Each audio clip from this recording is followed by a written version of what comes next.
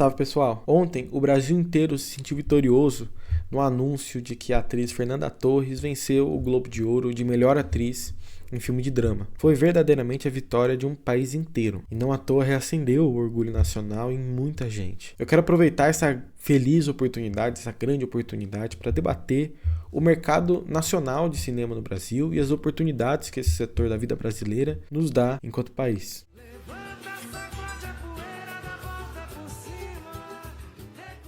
Inicialmente, no vídeo que eu fiz recente sobre o filme Ainda Estou Aqui, eu debati a necessidade de relembrar contra quem foi o golpe de 64. Eu debati como o filme relembra esse fato, dado que o Rubens Paiva foi deputado federal pelo velho Partido Trabalhista Brasileiro, PTB, foi um membro da tradição trabalhista. E eu, de maneira muito rápida, não me alonguei no tema, mas eu falei rapidamente sobre o colonialismo cultural que hoje é muito e cada vez mais comum. Isso se expressa também no cinema.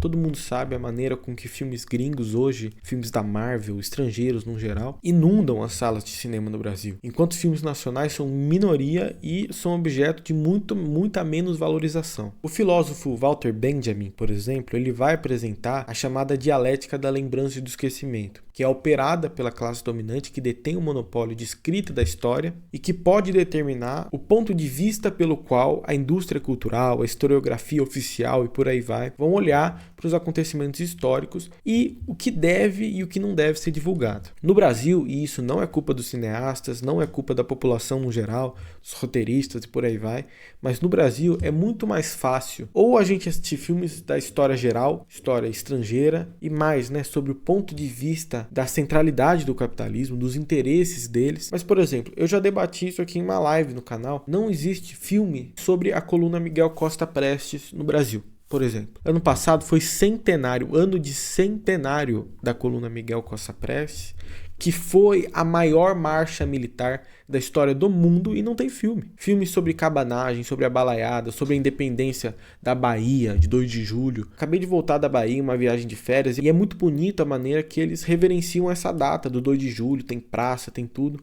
E não tem filme a nível nacional sobre a independência, sobre a Revolução Esquecida paulista, eu sou de São Paulo. A Revolução Paulista de 24, nem em São Paulo a gente conhece, imagina o resto do Brasil, que também foi centenário ano passado, inclusive. E ninguém falou sobre, a gente fez até uma live aqui no canal sobre, tudo isso foi esquecido. Não necessariamente é interessante lembrar esses acontecimentos. E se lembram, é sob um ponto de vista justamente de quem detém o monopólio de escrever a historiografia oficial, que é uma classe. Quem detém esse monopólio é uma classe, a classe dominante. No caso do Brasil, a gente sabe quem é. Tô falando tudo isso aqui porque o filme Ainda Estou Aqui é um dos poucos exemplos recentes que nós temos de um filme nacional que, enfim, virou o que virou, foi a maior bilheteria do Brasil em 2024, a maior bilheteria desde a pandemia, inclusive. Quase 3 milhões de pessoas assistiram. Vai representar o Brasil no Oscar, conquistou vários prêmios, não só esse de ontem. Enfim, por aí vai. Agora, isso é prática comum nos países centrais do capitalismo. Todo país tem uma preocupação sistemática em contar a sua própria história, em formar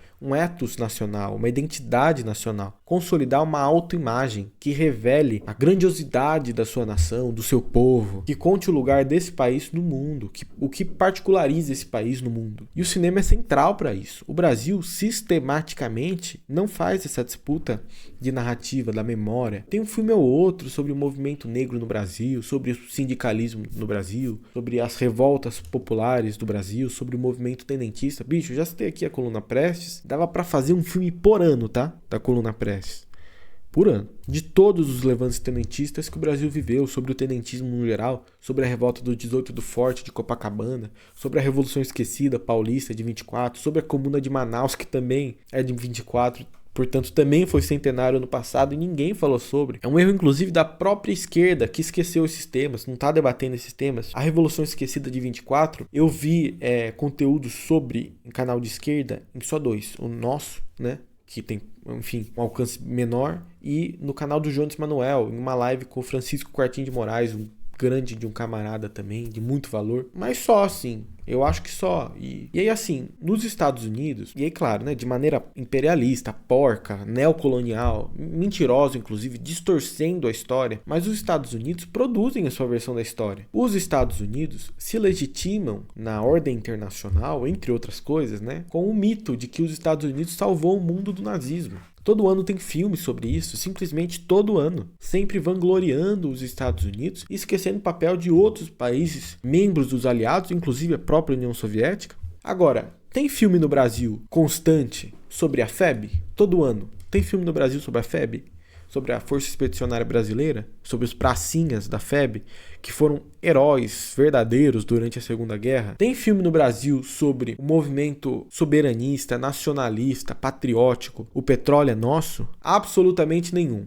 Ao contrário, no Brasil, como eu disse, as salas de cinema são inundadas por filmes estrangeiros que contam outras histórias sobre outros pontos de vista. A gente precisa ter a capacidade de contar nossa própria história, de criar essa identidade em torno da nossa cultura. O filme Ainda Estou Aqui conta como uma geração aguentou os chamados anos de chumbo da ditadura empresarial militar. Agora, dado todo esse diagnóstico, entre aspas, o que precisa ser feito em matéria de estímulo ao cinema nacional, como um dos pontos, né, de um grande projeto nacional, são coisas básicas: política de conteúdo nacional, política de crédito, marcos regulatórios favoráveis e proteção ao mercado, né? Limitação de lançamento de filmes estrangeiros no Brasil, fomentando o mercado nacional de cinema. Isso tem consequência prática para a economia brasileira. Cada vez, por exemplo, que nós aqui vamos ao cinema e assistimos os filmes da Marvel ou da DC, não quero entrar nessa briga, uma parte do valor gasto no ingresso vira remessa de riqueza, pagamento de royalty para fora. Isso pressiona a nossa balança de pagamento, gera emprego lá fora e não aqui dentro, e alimenta em última instância a indústria cultural lá de fora. Enquanto isso, na grade dos cinemas aqui no Brasil, no máximo 1 ou 2 filmes nacionais, 3 no máximo, mas sem qualquer atenção da população. Isso não é culpa da população, isso é culpa de como a política está gerindo a indústria nacional, a indústria do cinema nacional, inclusive. Do jeito que tá, o cinema nacional vai continuar ridicularizado. E é isso, assim. A vitória da Fernanda Torres ontem, e por consequência de todo o Brasil, inclusive, foi até engraçado porque todo mundo comemorou muito, né? Menos os auto-intitulados patriotas. Mas enfim, é esse tipo de coisa que vai ficar para a história. A vitória da Fernanda Torres, igual a vitória recente da Rebeca Andrade, que igualmente trouxe, refloresceu o orgulho de ser brasileiro e igualmente também sofre da falta de políticas públicas no campo dos esportes no Brasil. Inclusive tem vídeo aqui no canal sobre o tema também do neoliberalismo e das Olimpíadas. Mas a vitória da Fernanda Torres é um exemplo de um horizonte possível, um horizonte que o Brasil pode construir, um horizonte onde o cinema nacional seja valorizado, seja motivo de orgulho nacional. Um cinema que conta a nossa história, que conte a história do Brasil, a história real, verdadeira. Isso vai ser possível com uma reordenação social muito mais ampla, que o cinema nacional vai ser um ponto de um projeto nacional, que na minha opinião precisa ser um projeto socialista, e que só vai ser colocado em prática diante da Revolução Brasileira. O cinema nacional vai ser um dos pontos de afirmação da nossa soberania real e verdadeira e da nossa segunda e definitiva independência nacional. Eu quis aproveitar essa oportunidade para fazer esse debate. É isso, eu quero agradecer a quem assistiu até aqui e dar um aviso final que pouco tem relação com o vídeo, ou melhor, nada tem relação com o vídeo. Mas quem conhece o nosso canal sabe que a gente atua, que a gente é militante, que a gente é afiliado à Organização Ação Popular Revolucionária, a APR, que é um núcleo de base marxista do PDT. Infelizmente, a APR teve uma triste notícia, um acontecimento interno, que foi hackearam o nosso Instagram, tá? Da PR Nacional. Os números, né? O engajamento daquela conta era muito boa, a gente já tinha mais de 4.000 seguidores, a gente tinha por publicação cerca de 300 a 500 curtidas, então era muito bom pra gente. Nenhuma organização cresce por meio das redes sociais, isso é um fato, cresce de verdade, né? Vira uma grande organização, mas o Instagram, querendo ou não, cada vez mais é objeto importante de disputa de narrativa, de divulgação teórica e prática, de divulgação de ações práticas. E querendo ou não, a gente conseguia um número razoável aí de militantes por lá. Então eu te peço para seguir a nossa nova conta no Instagram, vou botar aqui na descrição para vocês seguirem. Eu peço para vocês seguirem, curtirem a nossa primeira publicação lá, as próximas também, estarem acompanhando. E se vocês se interessarem, o Linktree da PR também está aqui na nossa descrição com o link de filiação para a nossa organização. É isso, muito obrigado a quem assistiu até aqui. Um abraço e até a próxima.